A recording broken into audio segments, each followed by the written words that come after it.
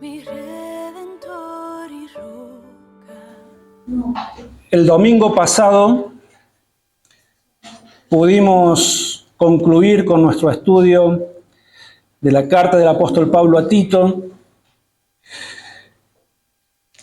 pero es una carta tan rica y tan profunda que incluso cuando termina lo último que vimos, es como que todavía Pablo allí nos deja una puerta abierta para seguir debatiendo sobre un tema, que es de lo que nos vamos a estar ocupando hoy y el próximo domingo.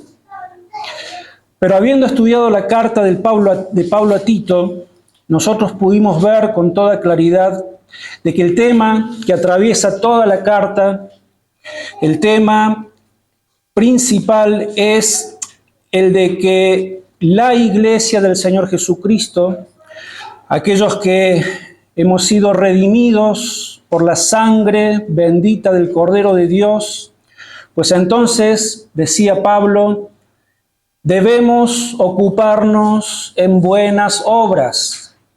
Debemos entender de qué se trata la verdadera vida cristiana y por eso vimos en esa carta de que Pablo se refiere a través de Tito a todas las personas de la iglesia, a todas las personas sin distinción de sexo, sin distinción de edad, ha estado ministrando y exhortando para el corazón de todos.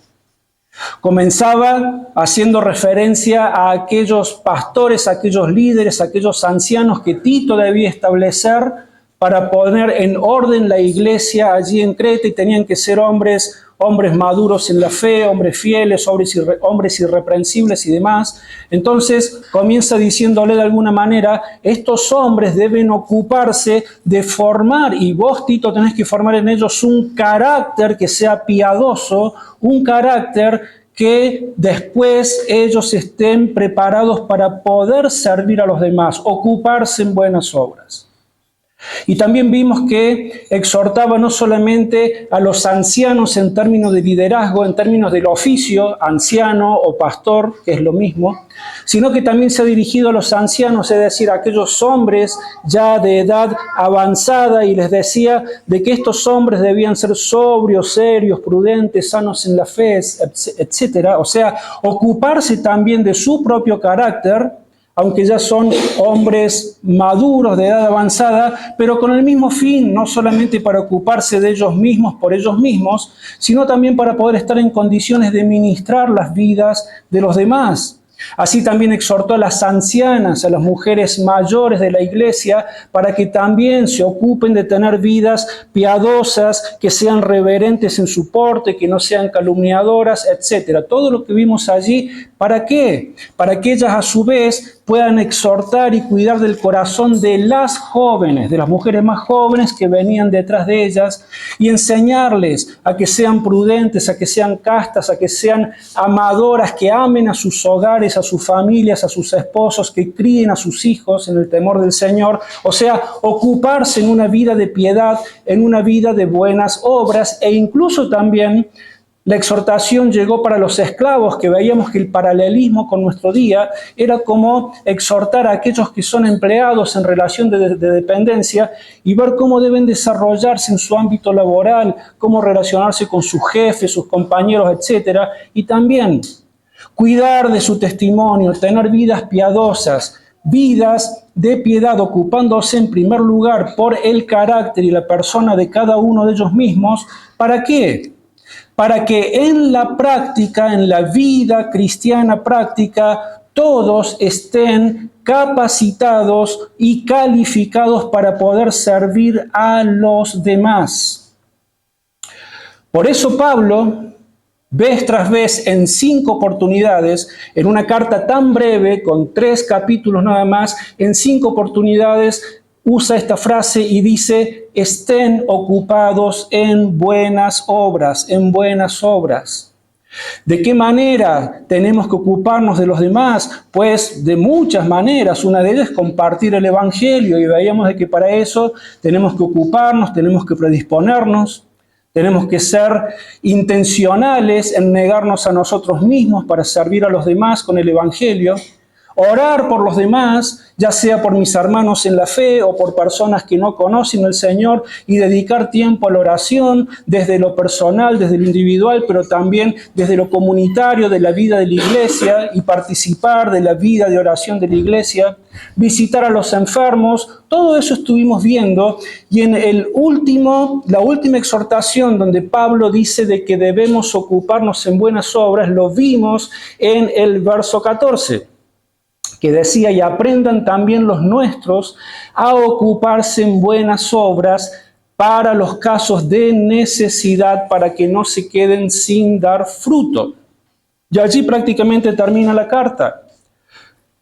Y en esta última exhortación de este verso, lo que Pablo está hablando específicamente es de que la iglesia del Señor Jesucristo debemos ocuparnos en buenas obras para suplir las necesidades de los demás en caso de que haya una genuina necesidad.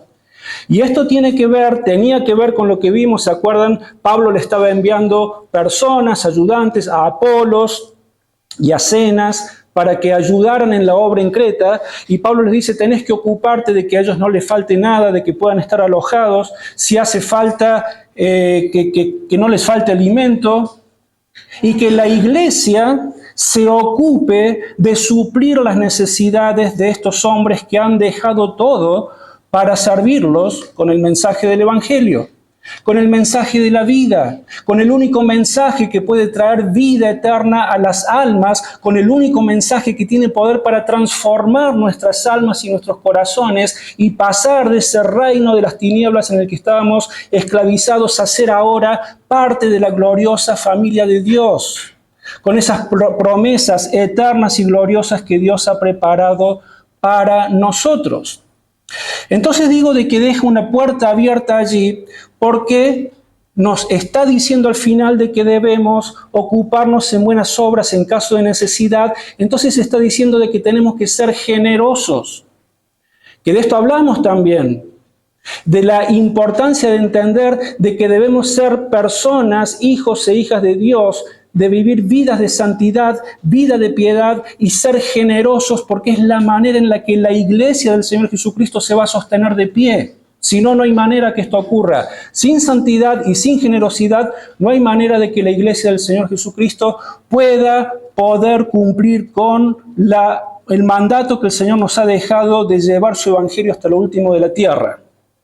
Ahora, nos vamos a meter en un tema que en un sentido es muy delicado, y pocos temas como estos hay que hayan generado tanta controversia, tanta confusión, y que se presten incluso para la manipulación en las iglesias.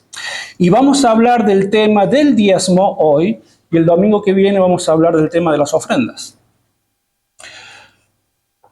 Hay algunos que imponen el diezmo como que es una ley absoluta y lo plantean como que si las personas no diezman a la iglesia, pues entonces inmediatamente entran bajo una amenaza de maldición por cuanto no estás haciendo lo que Dios ha establecido que debes hacer. Otros se van a otro extremo y lo descartan completamente porque dicen es algo ya sin relevancia para el cristiano. Y en medio de estos dos extremos, muchos creyentes sinceros viven confundidos sin saber realmente qué es verdad y qué no, qué es lo que deben hacer y qué no, qué es lo que manda Dios y qué no manda Dios. ¿De qué manera estoy caminando en la voluntad de Dios en este tema o no? A veces también es común escuchar de que predicadores usan el libro de Malaquías. En un instante vamos a llegar allí. Pero es como que agarran el libro de Malaquías como si fuera un garrote Y con este garrote, con este libro, con un pasaje en particular, lo usan para obtener dinero de las personas, para obtener dinero de esas ovejas que las tienen atemorizadas bajo la amenaza de que si no dan el diezmo, como dice el Señor en Malaquías, pues entonces ellos van a estar bajo maldición, bajo la amenaza de que va a venir el devorador y todos aquellos que no cumplan con el diezmo van a estar bajo la maldición de Dios. Y en el tiempo, tener una mala interpretación de lo que Dios dice en su palabra con respecto a este tema ha causado mucho daño a la iglesia del Señor Jesucristo. Hay muchas personas que han salido muy lastimadas por causa de este tema, por otros también. Hay muchas personas que se han sentido defraudadas e incluso hasta estafadas por la manera en la que se ha manejado este tema. Y son personas, muchas de ellas, que no han querido saber nunca más nada con la iglesia porque han pasado por estas experiencias tan pero tan negativas y han salido con heridas muy profundas en sus corazones.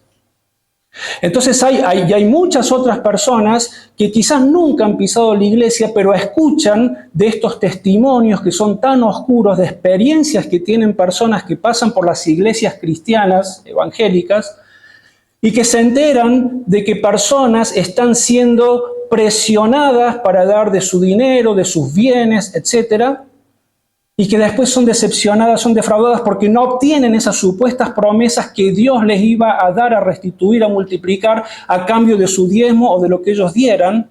Entonces muchas veces uno, no sé si les ha pasado, a mí me ha pasado, de hablar con personas, de invitarlos a la iglesia y de decirme, sí, bueno, está bien, pero seguramente que ni bien vaya a tu iglesia, lo primero que van a hacer es pedirme el diezmo.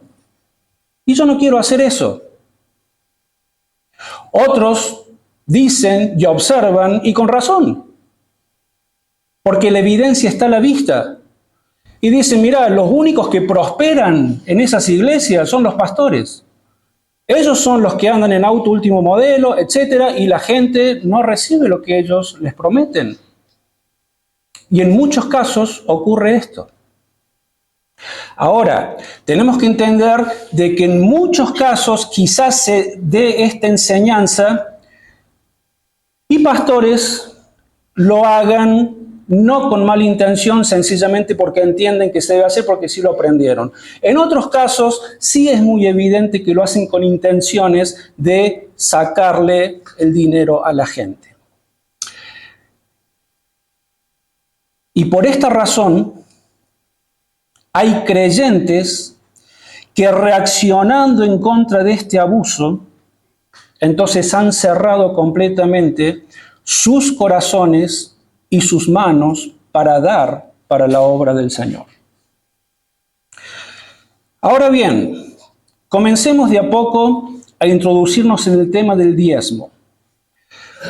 La palabra diezmo aparece 39 veces aproximadamente en las Escrituras. De esas 39 veces, 32 aparecen en el Antiguo Testamento. Y solamente 7 veces aparecen en el Nuevo Testamento. Esto ya nos dice algo. Esto nos está diciendo de que estamos tratando con algo que Dios ha instituido y que su contexto primario tiene que ver con la manera en la que Dios se relacionó con su pueblo Israel allá en el Antiguo Pacto, en el Antiguo Testamento. Ahora, la pregunta fundamental que debemos hacernos para entender no solamente este tema, sino todos los temas que tienen que ver con la Biblia, todos aquellos temas que encontramos en el Antiguo Testamento, la pregunta clave que debemos hacernos es: ¿de qué manera esto se relaciona con el Evangelio? ¿De qué manera se relaciona esto con el sacrificio de Cristo? ¿De qué manera se relaciona esto con lo que ha continuado desde la muerte del Señor Jesucristo en adelante, en donde entramos en otro tipo de administración de Dios para con su pueblo, que es la iglesia? ¿Qué conexión tiene lo anterior con lo nuevo. ¿De qué manera Dios nos muestra que tiene aplicación para nuestros días o no? ¿De qué manera después de Cristo eso sigue teniendo validez o no? Esa es la gran pregunta que tenemos que hacernos. ¿Saben qué? Antes de entrar en el análisis del tema del diezmo y de las ofrendas, les voy a contar el final de la película. Para que sepamos hacia dónde nos estamos dirigiendo. Y lo que vamos a decir es de que el diezmo, como ley obligatoria, como lo fue en cierto tiempo del Antiguo Testamento, no en todo, no es un mandamiento para nuestros días. No es un mandamiento para el nuevo pacto. Ahora, esto no significa de que como pueblo de Dios no debamos ser generosos. Sí nos enseña la palabra de Dios que debemos ser generosos. De ser posible, nuestra generosidad podría llegar a exceder el 10%, ¿por qué no? Pero todo esto como fruto de ¿qué? El domingo pasado lo dijimos en una parte del mensaje. ¿Por qué nosotros debemos negarnos a nosotros mismos? ¿Cuál debe ser la motivación de nuestro servicio, de nuestra vida piadosa, de nuestra generosidad, de nuestro servicio a Dios? Pues lo que debe motivarnos, la única motivación tiene que ser nuestro agradecimiento y nuestro amor a Dios, una respuesta de agradecimiento y de amor por lo que Dios ha hecho por nosotros. Entonces nosotros entendemos de que nosotros no damos para la obra del Señor, no damos para la obra del Evangelio, para ser bendecidos por Dios, no lo hacemos por eso. Es al revés. Damos porque Dios ya nos bendijo con todo lo que Él tenía para bendecirnos. Hermanos, y la diferencia es abismal. Porque cambia la motivación, porque entiendo ahora la tremenda bendición y el acto de adoración que significa que yo pueda dar generosamente para la obra del Señor. Cambia absolutamente. ¿Qué es lo que dice Efesios capítulo 1, verso 3 al 7? No está en sus hojitas, porque hay cosas que se me van ocurriendo después. Pero Efesios capítulo 1, verso 3 al 7... Otra vez, volvemos a este tremendo pasaje en donde el apóstol Pablo comienza con este acto de adoración, con esta especie de himno, y del verso 3 al 7, ¿cómo comienza Pablo? Diciendo, bendito sea el Dios y Padre de nuestro Señor Jesucristo, que nos bendijo con toda bendición espiritual en los lugares celestiales en Cristo, según nos escogió en Él antes de la fundación del mundo, para que fuéramos santos y sin mancha delante de Él. Por su amor nos predestinó para ser adoptados hijos suyos, por medio de Jesucristo, según el puro afecto de su voluntad, para alabanza de la gloria de su gracia, con la cual nos hizo aceptos en el amado. En Él tenemos redención por su sangre, el perdón de pecados, según las riquezas de su gracia. Según las riquezas de su gracia, Dios ya nos ha bendecido con toda bendición espiritual. Ya no hay más nada que Dios pueda hacer por nosotros. Ya lo dio todo. Lo dio a su Hijo. Y por su gracia hemos nosotros sido librados de la condenación eterna, hemos alcanzado el perdón de nuestros pecados, y esta es la motivación, esta es la razón por la cual damos generosamente para la obra del Señor, no para pedirle algo a cambio. ¿Qué le voy a pedir si ya me lo dio todo? Es al revés, lo hago por amor. Entonces, vamos a comenzar con este tema del diezmo, donde comienza la Escritura, y los invito a ir a Génesis, por favor, capítulo 14. Y vamos a ver dos casos, que son los únicos dos casos que tenemos en el libro de Génesis, de dos hombres que dieron el diezmo. Uno de ellos fue Abraham, el otro fue Jacob. Entonces Génesis capítulo 14, verso 18 al 20. Génesis 14, verso 18 al 20, dice así. Entonces Melquisedec, rey de Salem y sacerdote del Dios Altísimo, sacó pan y vino y lo bendijo diciendo: Bendito sea Abraham del Dios Altísimo, creador de los cielos y de la tierra, y bendito sea el Dios Altísimo que entregó a tus enemigos en tus manos. Y le dio a Abraham los diezmos de todo. Eso, hasta ahí. Y le dio a Abraham los diezmos de todo. ¿Qué es lo que está relatando este pasaje? Si se acuerdan, el sobrino de Abraham, Lot, se había ido a vivir, ¿se acuerdan?, a tierras de Sodoma y Gomorra. Vinieron reyes que invadieron esas tierras y se llevaron toda la riqueza de Sodoma y de Gomorra, incluido al sobrino de Abraham, a Lot y a toda su familia. Se entera Abraham y entonces dice: voy a rescatar a mi sobrino. Y va Abraham, lo rescata, vence a los reyes y trae no solamente a su sobrino, sino que trae todas las riquezas de Sodoma y de Gomorra que estos reyes se habían llevado. Entonces, cuando venía de regreso, le sale al encuentro este tal Melquisedec, que era rey y era sacerdote, y bendice a Abraham por el logro de Abraham, y entonces Abraham lo que hace es darle el diezmo de todo lo que él había recuperado allí en la guerra. Ahora bien, muchos usan este pasaje para decir: ¿viste? El diezmo ya existía. Mirá desde dónde. Existía antes de que fuera parte de la ley ceremonial de Moisés, ley que después queda abolida por Cristo. Entonces, ya existía desde antes de la ley, por tanto, es algo que ya se hacía desde aquel tiempo. Ahora, no encontramos en ningún lugar de la Escritura, ni en Génesis, ni en ningún otro lugar, en donde veamos de que Dios mandara u ordenara a Abraham a dar el diezmo. No lo vemos.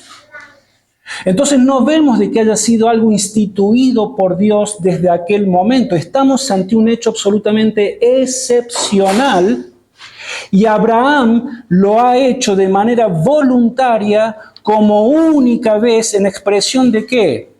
De gratitud por la victoria que Dios le dio en ese momento para poder rescatar a su sobrino y a todos los bienes. ¿Entienden el punto? No hay mandamiento. Es un acto espontáneo de la voluntad de Abraham. Lo hizo porque así lo sintió que era la forma de agradecer a Dios por la victoria y lo hizo. Punto. Eso es todo.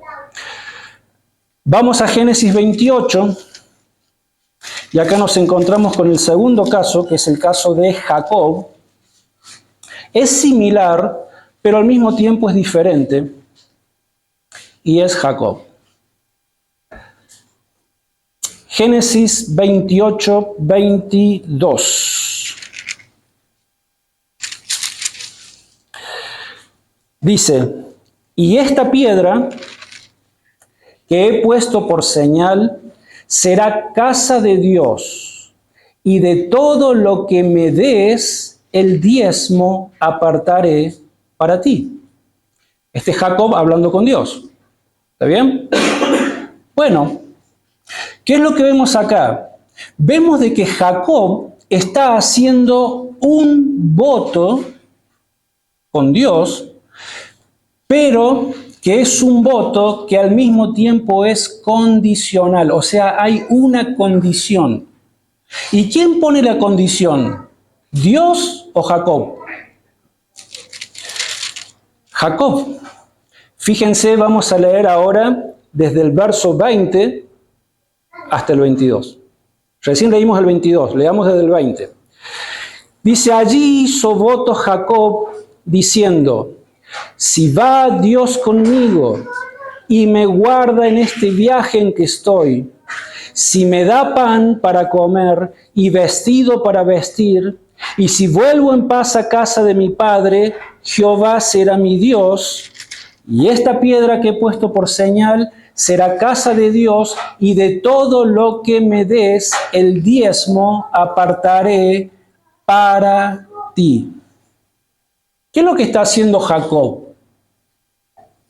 Hermanos, está negociando con Dios. Le está diciendo, no muy diferente a lo que pasa hoy en muchas iglesias.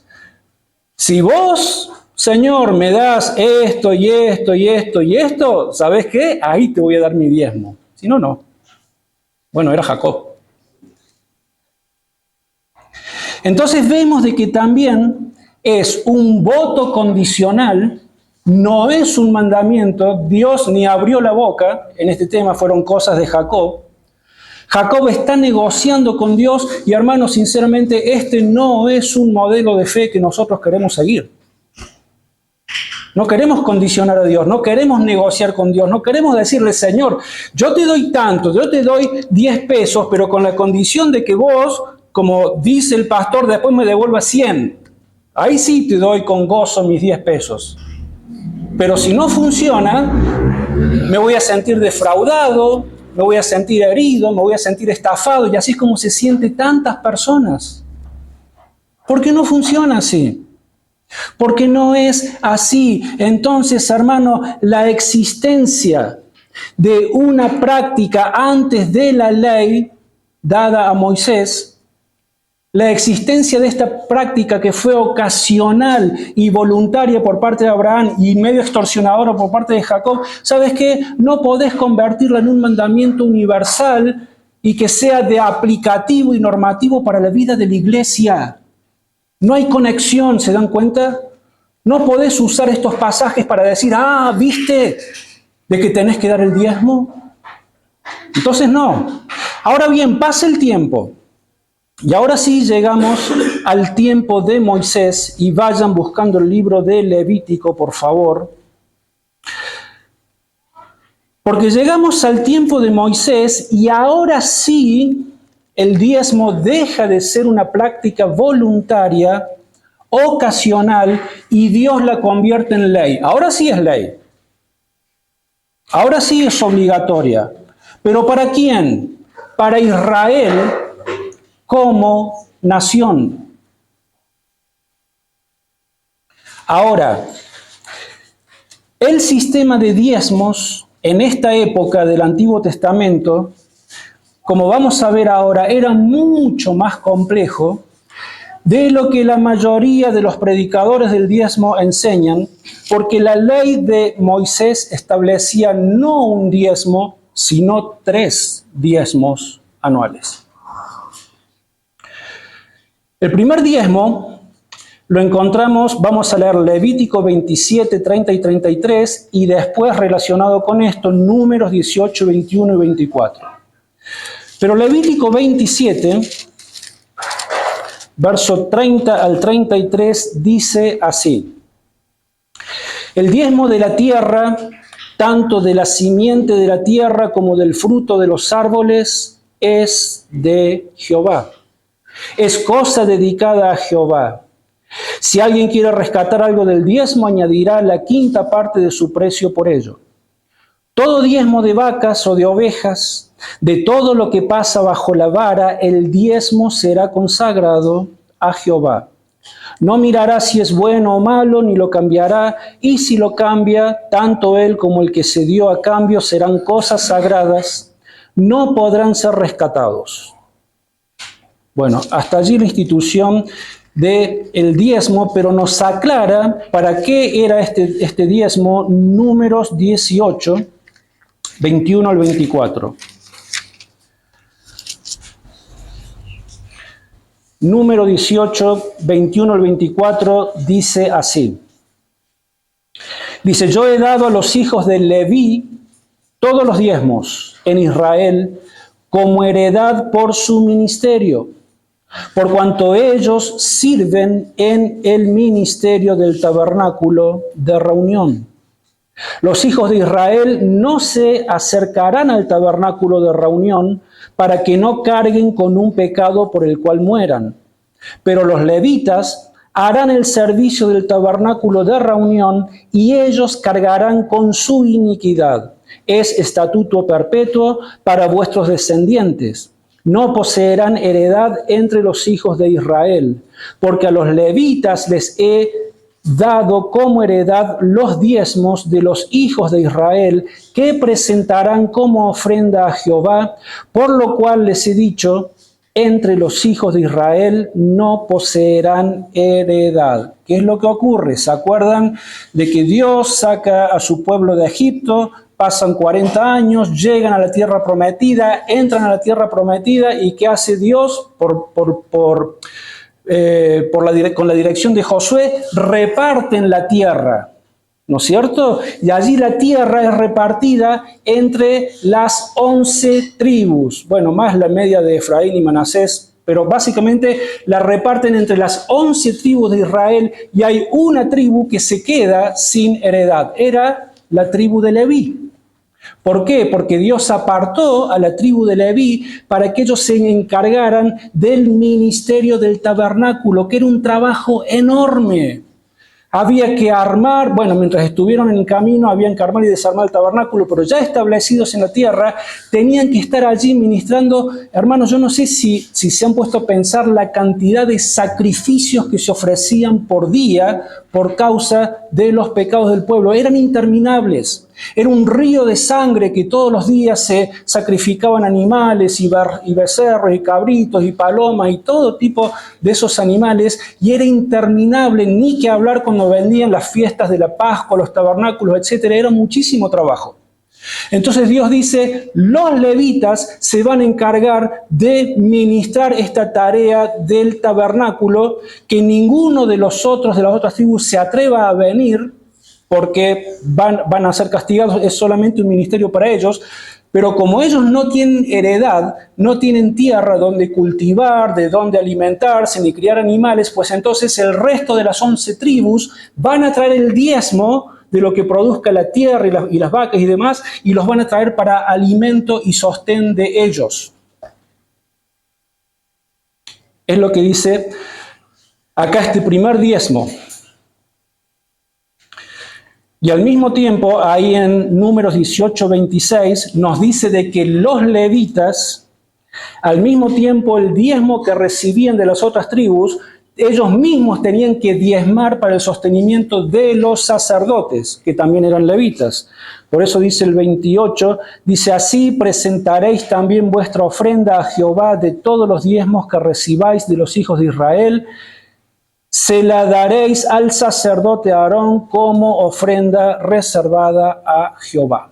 Entonces ahí tenés el primer diezmo de las tribus de Israel para los levitas y los levitas para los sacerdotes. Ahora bien, el segundo diezmo lo encontramos en Deuteronomio capítulo 14. Así que vamos allí. Deuteronomio capítulo 14, versos 22 al 27. Y dice, indefectiblemente, Deuteronomio, dijimos 14, 22, 27. Indefectiblemente diezmarás todo el producto del grano que rinda tu campo cada año. Comerás delante de Jehová tu Dios, en el lugar que Él escoja para poner allí su nombre, el diezmo de tu grano, de tu vino y de tu aceite, y las primicias de tus manadas y de tus ganados, para que aprendas a temer a Jehová tu Dios todos los días. Si el camino es tan largo que no puedas llevarlo, por estar lejos de ti el lugar que Jehová tu Dios haya escogido para poner en él su nombre, cuando Jehová tu Dios te haya bendecido, entonces lo venderás y llevarás el dinero contigo e irás al lugar que Jehová tu Dios escoja. Allí entregarás el dinero por todo lo que deseas, por vacas, por ovejas, por vino, por sidra o por cualquier cosa que tú desees.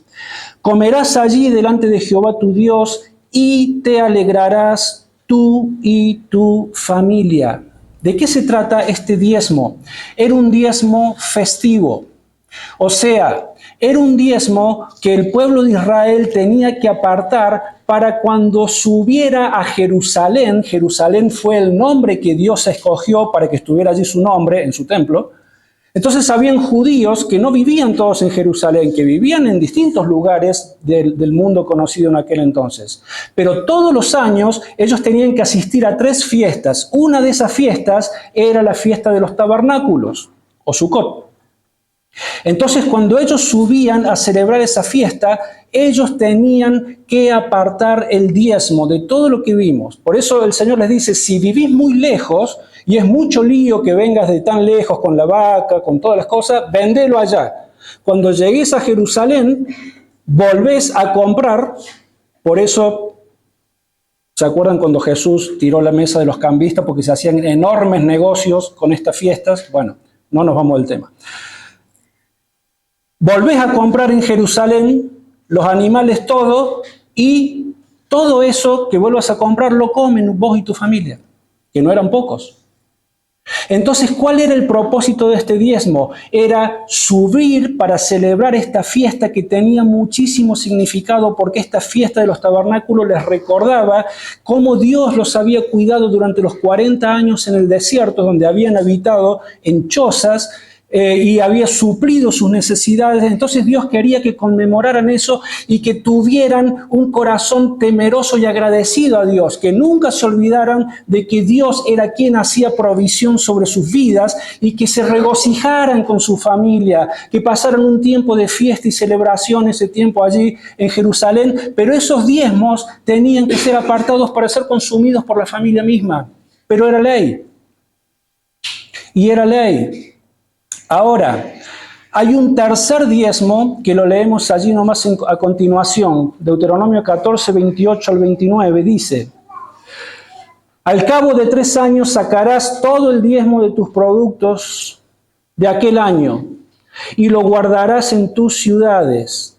Allí vendrá el levita que no tiene parte ni heredad contigo, el extranjero, el huérfano, la viuda que haya en tus poblaciones, y comerán y se saciarán, para que Jehová tu Dios te bendiga en toda obra que tus manos hagan.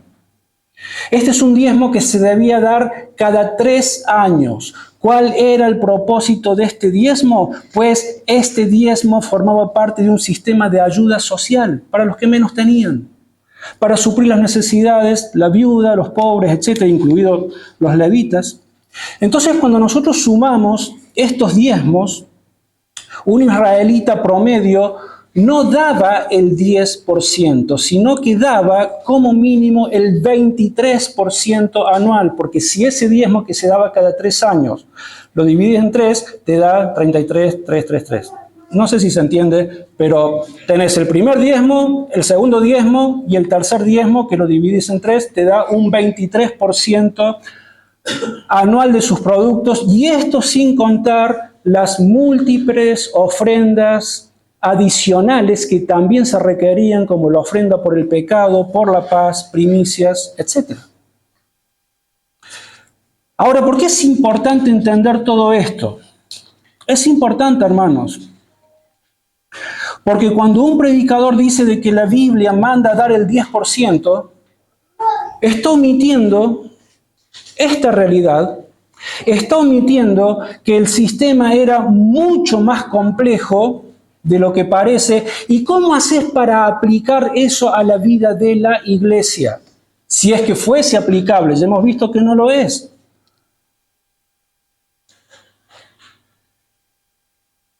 Hoy no tenemos esta ley de manera obligatoria sobre nuestras vidas, porque Cristo ya cumplió con la ley, ya lo vamos a ver a eso. Pero tampoco, hermanos, tenemos levitas que sostener. ¿Cómo haces para aplicar eso? Tampoco tenemos un templo que sostener, ni al cual tener que ir 3 veces al año para celebrar las fiestas religiosas que tenía que celebrar el pueblo de Israel. Eso ya no corre para nuestro tiempo. Entonces, ¿cómo haces para manipular eso y llegar a la conclusión de que la iglesia de nuestros días del Nuevo Testamento tiene que dar los diezmos? No hay manera. Y ahora no sé si se fijaron en un detalle que me parece que no es menor. Y es que los diezmos que se requerían eran sobre productos agrícolas, no sobre dinero. Detalle. Malaquías, capítulo 3, verso 8 al 10. Malaquías está inmediatamente antes de Mateo, así que es fácil de encontrar. Capítulo 3, verso 8 al 10, un pasaje bastante conocido. Malaquías, capítulo 3, verso 8 al 10, dice: ¿robará el hombre a Dios? Pues vosotros me habéis robado. Y aún preguntáis, ¿en qué te hemos robado? En vuestros diezmos y ofrendas, malditos sois con maldición, porque vosotros, la nación toda, me habéis robado. Traed todos los diezmos al alfolí, y haya alimento en mi casa. Probadme ahora en esto, dice Jehová de los ejércitos, a ver si no os abro las ventanas de los cielos y derramo sobre vosotros bendición hasta que sobreabunde. Creo que es el pasaje favorito de aquellos que imponen el diezmo como algo obligatorio en las iglesias. Ahora, hermanos, es muy sencillo. Es entenderlo a la luz del contexto de lo que estamos diciendo. No hay manera que pueda tener aplicación esto para la vida de la iglesia. El profeta lo que está haciendo es reprender ¿a quién? A Israel. ¿Por qué? Porque sí estaban robando a Dios, porque no estaban llevando estos diezmos que vimos recién. No lo estaban haciendo. No estaban trayendo las ofrendas al alfolí. ¿Qué es lo que era el alfolí? Un almacén. Un cuartito ahí dentro de los edificios del templo donde almacenaban todos los diezmos para el mantenimiento de los levitas, sacerdotes y demás. Pero a quien le habla es a Israel, el Israel del antiguo pacto, donde todavía estaba vigente el sistema de levitas, el sistema del templo, el sistema sacerdotal, estaba funcionando a pleno en épocas de Malaquías. Por eso la reprensión para ese momento vale, pero no para nuestro tiempo.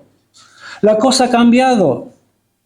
Esta promesa de que si traes los diezmos al alfolí, vas a ver, probemos a Dios.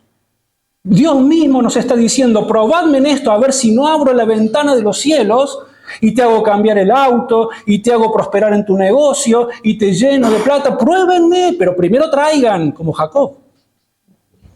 Negociemos con Dios. No es lo que está diciendo la palabra de Dios. Porque la promesa de abrir la ventana de los cielos era para Israel como nación corporativamente.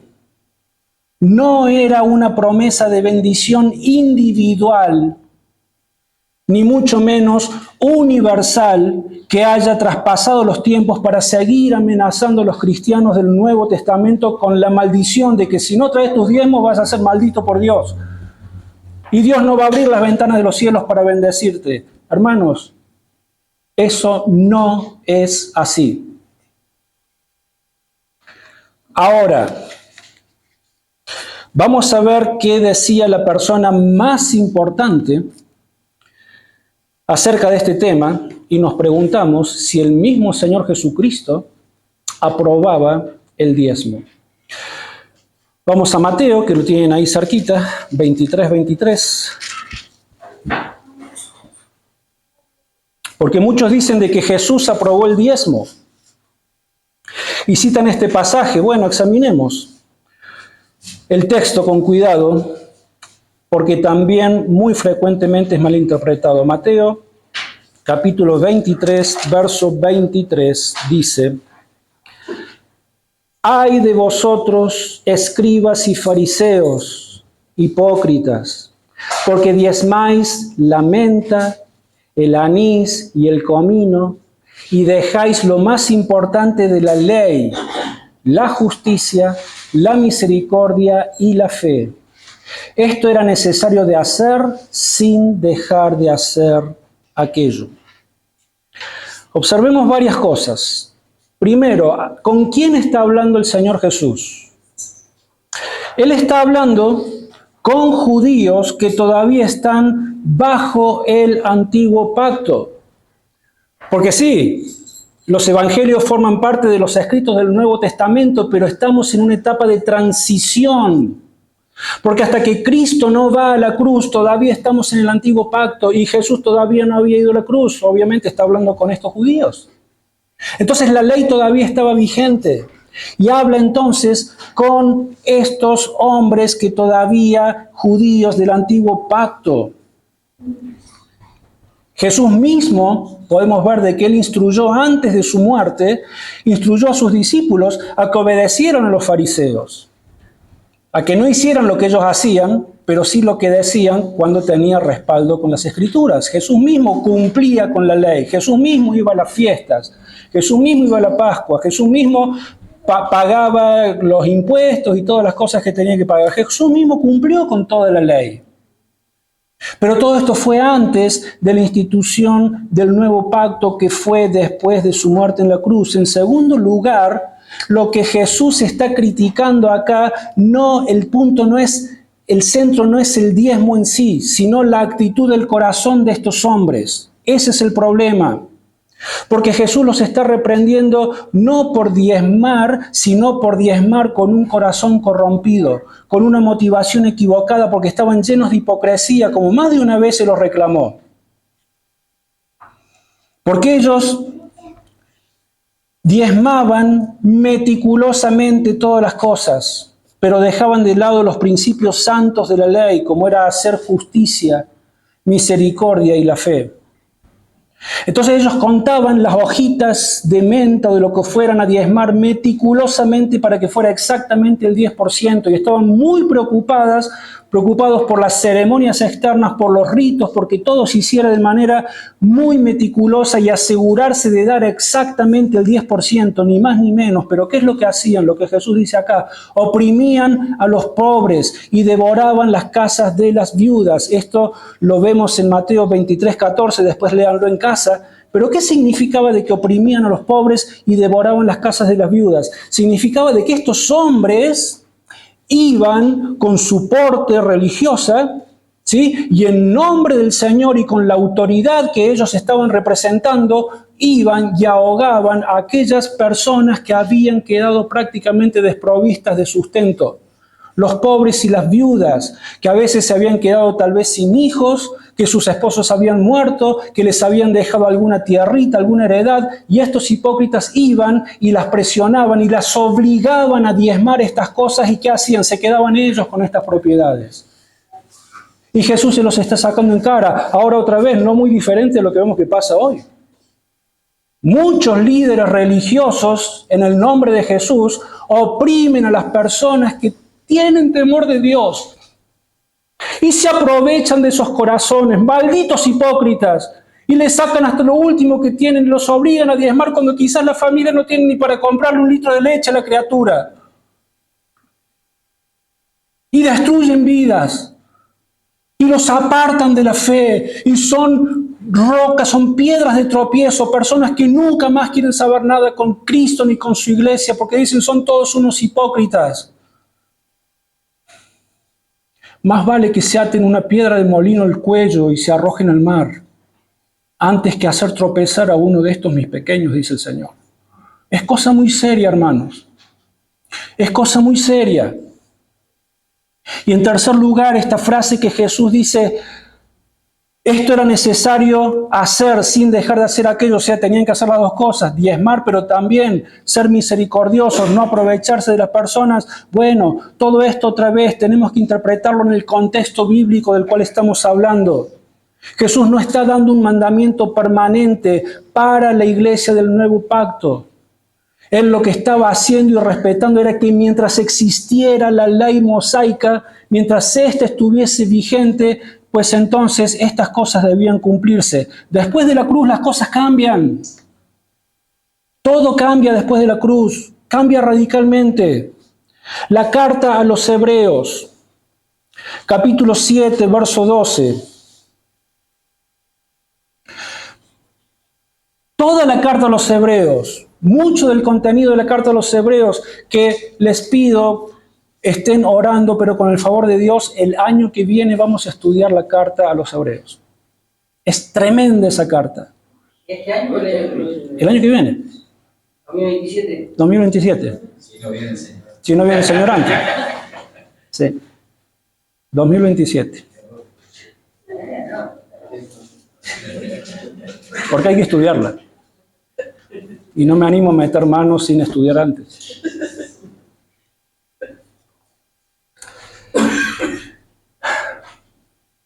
Ahí me desconcentro de la ley.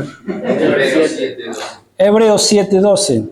Bueno, decimos que la carta a los Hebreos argumenta extensamente de que el sacerdocio levítico ha sido reemplazado por un sacerdocio que es infinitamente mejor y más sublime y es eterno, es el sacerdocio del Señor Jesucristo. Ya no existen más sacerdotes levitas. Hebreos 7:12 dice: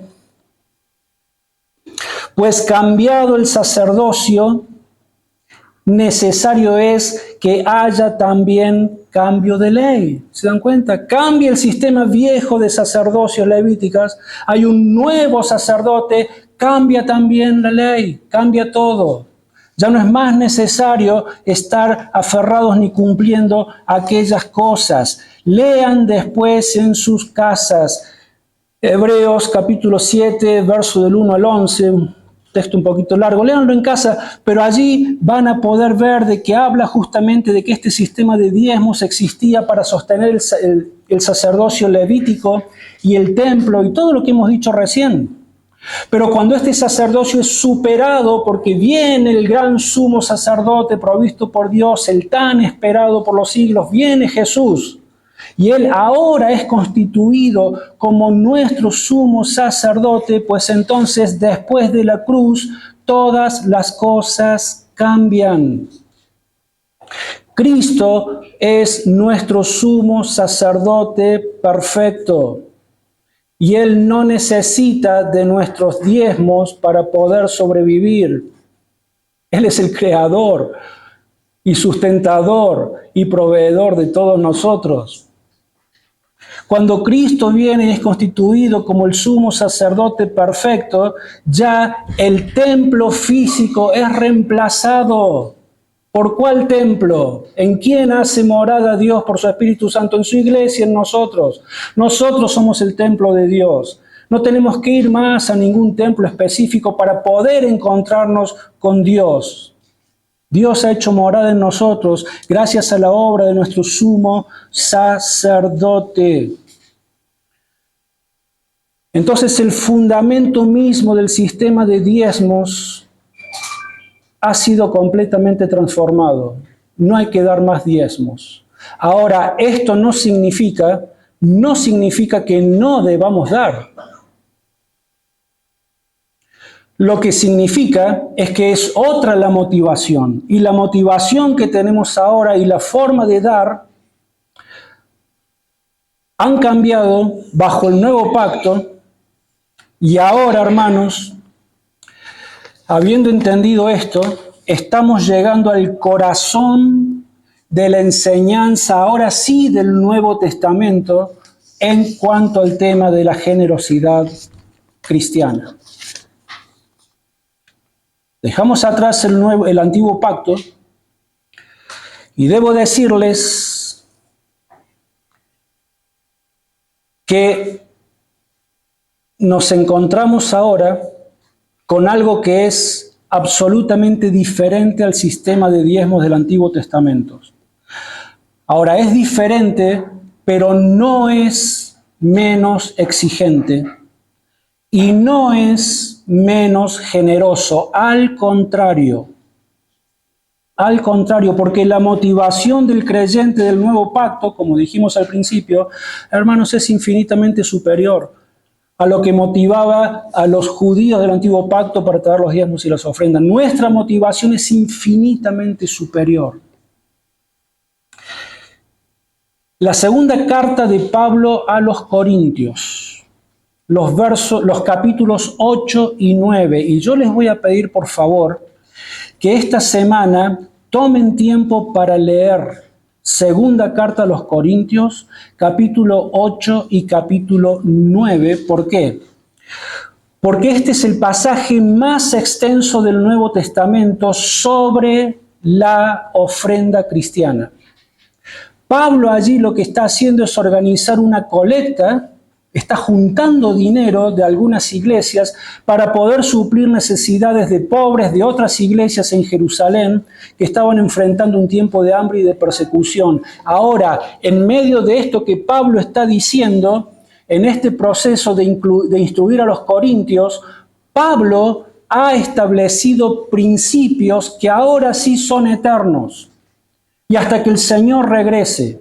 Y establece principios eternos que sí estos ahora gobiernan nuestra generosidad hasta que el Señor Jesucristo vuelva. Pues bien, de estos principios del análisis de 2 Corintios y otros textos más, con el favor de Dios nos vamos a estar ocupando el próximo domingo. Amén. Señor, te damos gracias una vez más por tu palabra. Ayúdanos, Señor, a poder ver tu hermosura y tu generosidad y tu gracia que derramaste sobre nuestras almas y nuestras vidas.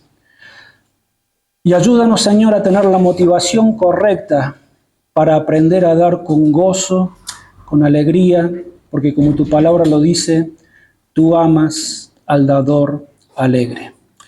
Te damos gracias. Oramos en el nombre del Señor Jesús. Amén. Alaba, pues Él te ha sanado y salvado. ¿Quién pueda huir? Venga con gozo al redil. Únanse para adorarlo.